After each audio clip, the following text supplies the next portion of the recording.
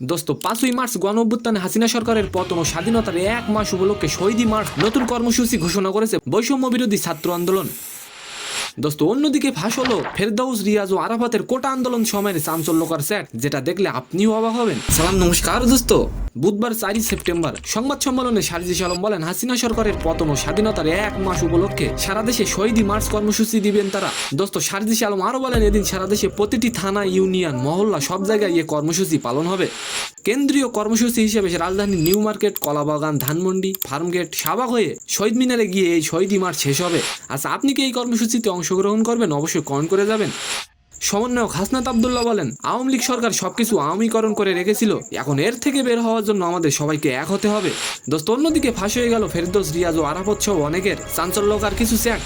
দোস্ত ছাত্র আন্দোলনে একদল সবিজ অভিনয় শিল্পীরা ছিলেন ছাত্রদের পক্ষে, অন্য একদল ছিলেন নীরব ভূমিকায়। তারা আওয়ামী লীগ ত্যাগে শিক্ষার্থীদের বিপক্ষে কথা বলেছেন।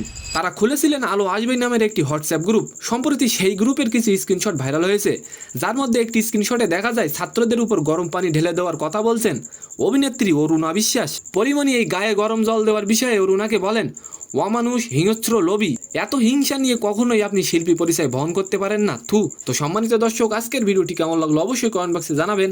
আর ভিডিওটি যদি ভালো লাগে অবশ্যই একটি লাইক দিয়ে আমাদের চ্যানেলটিকে সাবস্ক্রাইব করে দিবেন। ধন্যবাদ।